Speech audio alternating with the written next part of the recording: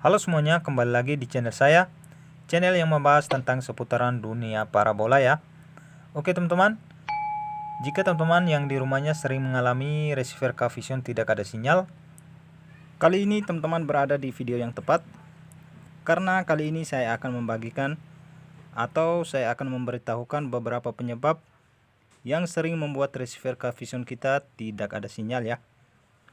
Untuk tidak memperpanjang durasi, kita langsung saja ke pembahasannya.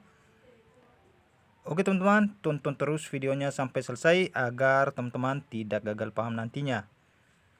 Jika di receiver Cavision teman-teman tidak ada sinyal, langkah pertama yang teman-teman lakukan adalah yang pertama kita harus ngecek di bagian belakang receiver Cavision kita ya. Nah, semisalnya teman-teman memiliki receiver Cavision seperti ini, jadi yang perlu kita cek di bagian sininya teman-teman. Nah, jadi di sini ya.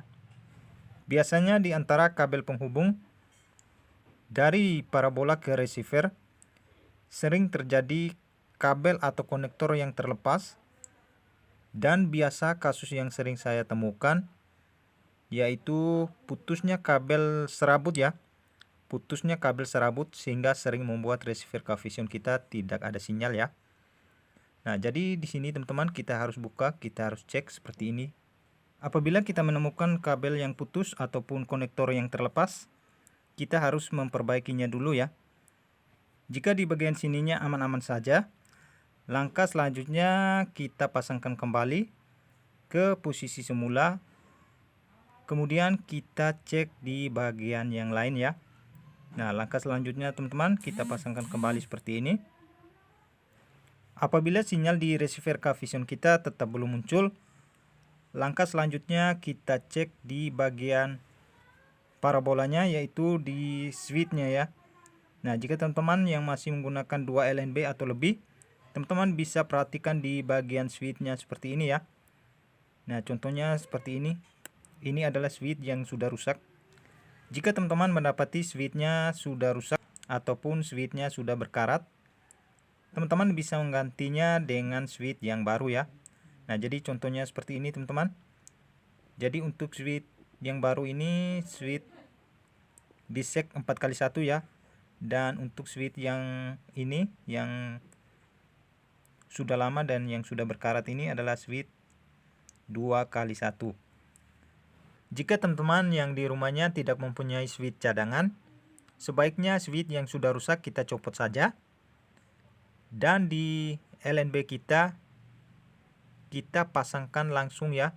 Untuk kabel penghubung dari receiver ke LNB kita pasangkan langsung, dan kita cukup menggunakan satu LNB saja. Apabila switchnya sudah kita cek, langkah selanjutnya kita cek di sini teman-teman. Nah, jadi di bagian sini ya. Biasanya di antara konektor dan kabel penghubung dari receiver ke LNB sering terjadi kabel yang berkarat di bagian sininya ya. Nah, jadi di sini kita buka dulu seperti ini. Jadi teman-teman, sudah banyak kasus yang sering saya temukan di daerah saya. Biasanya karena tidak adanya penutup pada LNB sehingga membuat kabel dan LNB-nya cepat rusak ataupun berkarat ya.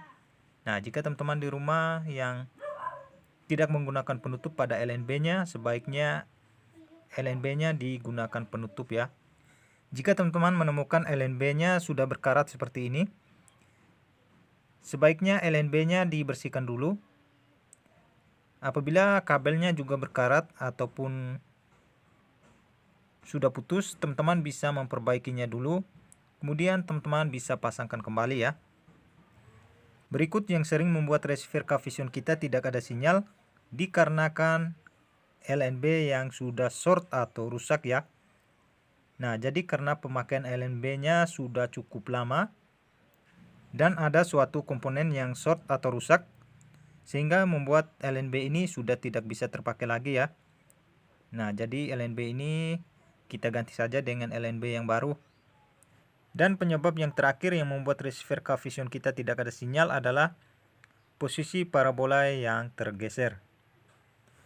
Jadi teman-teman, sedikit saja parabola kita tergeser, otomatis semua siaran TV yang ada di receiver Cavision kita jelas tidak ada sinyal ya.